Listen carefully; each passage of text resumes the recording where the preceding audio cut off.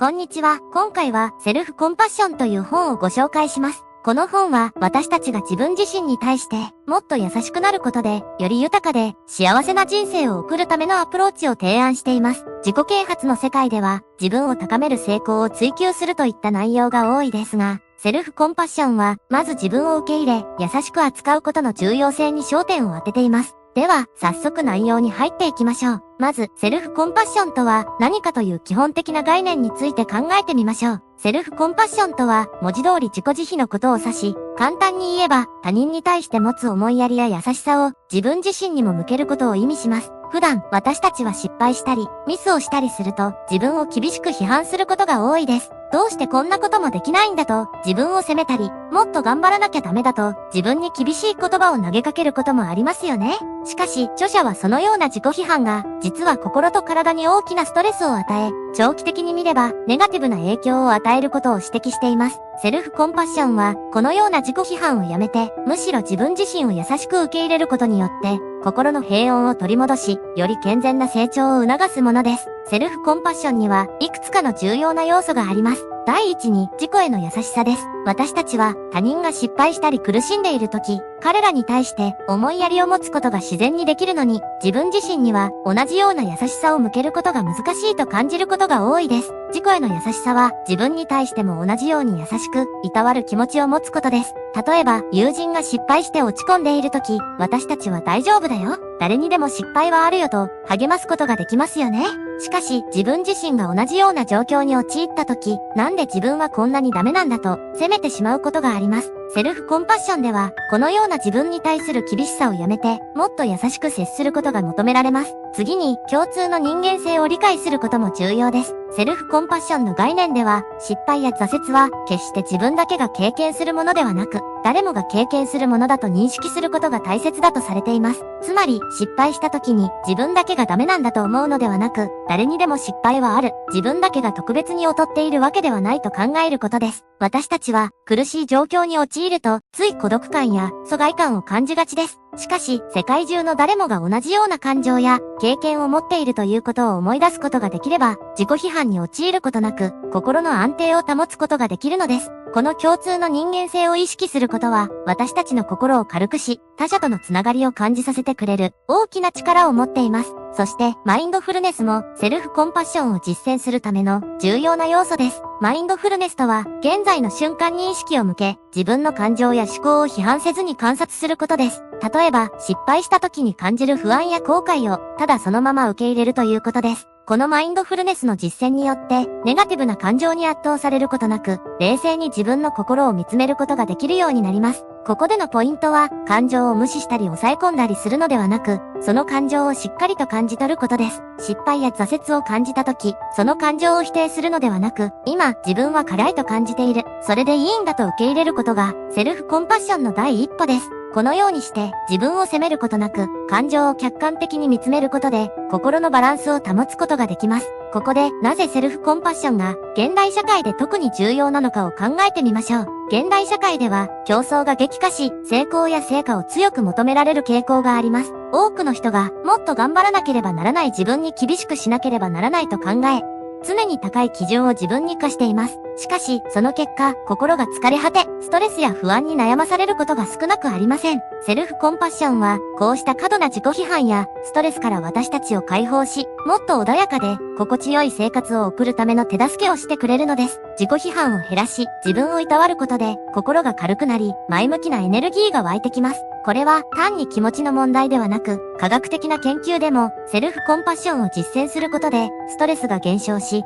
幸福感が高まることが確認されています。次に、セルフコンパッションがもたらす具体的な効果について見てみましょう。まず、セルフコンパッションは、自己成長に対する前向きなアプローチを促します。自己批判が強い人は、失敗を避けるために、リスクを取らなくなりがちですが、セルフコンパッションを持つことで、失敗を恐れずに、新しい挑戦をする勇気が持てるようになります。これは失敗しても自分を責めないという安心感があるためです。失敗しても大丈夫という気持ちがあれば、より大胆に挑戦することができ、結果として成長や成功につながるのです。セルフコンパッションを実践することで、私たちは自分自身に対してもっと寛大になり、リスクを取ることへの恐怖が減るため、より多くの可能性を探ることができるのです。また、セルフコンパッションは他者との人間関係にも大きな影響を与えます。自分に対して優しくなれる人は他人にも同じように優しく接することができるため、良好な人間関係を築きやすくなります。逆に自己批判が強いと他人に対しても厳しくなりがちです。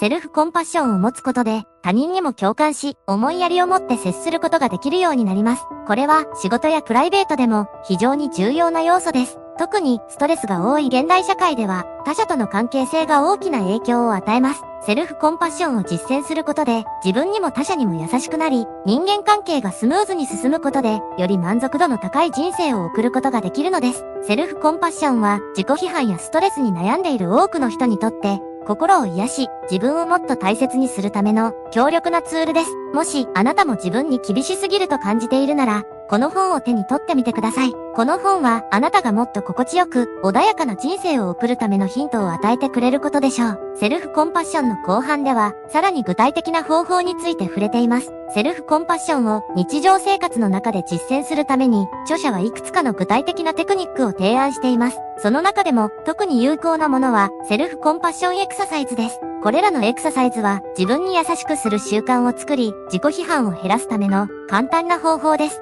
例えば、あるエクササイズでは何か失敗したり、困難な状況に陥った時、まず深呼吸をして自分に優しい言葉をかけることを勧めています。今、自分はとても辛い状況にいるけど、それは誰にでもあることだ。自分を責める必要はないといった具合です。自分を慰め、リラックスさせることで、心が軽くなり、問題に冷静に対処できるようになります。また、セルフコンパッションの実践において大切なのは、自己批判を置き換えることです。多くの人は、失敗したり、自分の欠点に気づいたりすると、無意識のうちに自己批判的な言葉を自分に投げかけています。例えばこんなこともできないなんて、自分はダメだとか、もっと頑張らなければならないといった思考です。これらの自己批判は長期的には心に大きな負担をかけ自己成長を妨げる原因になります。セルフコンパッションでは自己批判をもっと優しい言葉に置き換えることを推奨しています。例えば同じ状況でも今はうまくいかなくてもそれは成長の一部だ。誰でもこういうミスをすることはある。これも学びの機会だといった考え方にシフトするのです。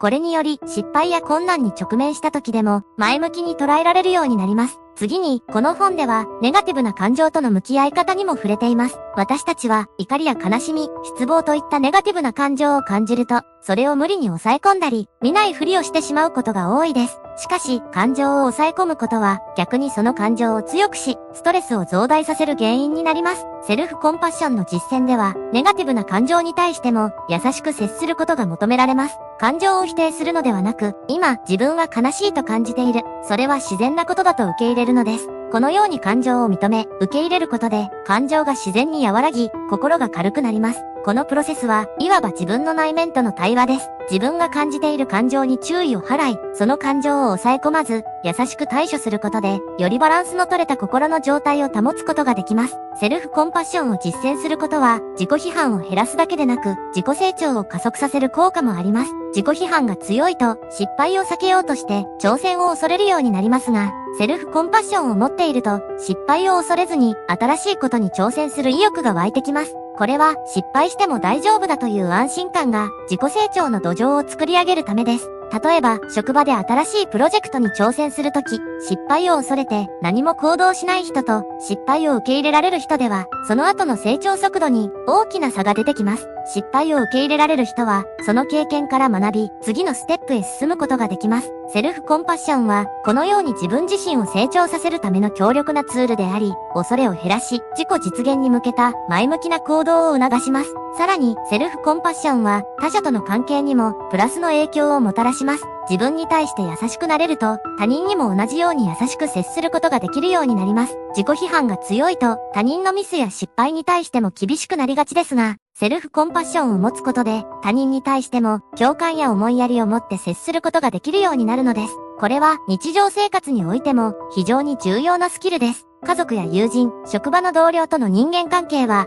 セルフコンパッションを実践することで、より深い信頼関係を築くことができ、ストレスの少ない人間関係を保つことができます。特に現代社会では、他者との競争が激化しているため、他人に対しても優しさを持って接することは非常に価値のあるスキルです。最後に、この本が強調する重要なメッセージは、自分を受け入れることが幸福の第一歩であるということです。セルフコンパッションは、単なる自己満足や甘やかしではなく、自己成長のための第一歩です。自分に優しくすることは、自分自身を受け入れ、欠点も含めて自分を愛することであり、これが本当の幸福への道を開くのです。もし、あなたが自分に厳しすぎたり、常に完璧を求めて苦しんでいると感じているなら、この本は大きな助けとなるでしょう。セルフコンパッションを実践することで、自己批判から解放され、もっと穏やかで幸福な日々を送るための手助けをしてくれます。興味を持たれた方は、ぜひこの本を手に取ってみてください。下のリンクから購入できますので、ぜひチェックしてみてください。次回の動画もお楽しみに。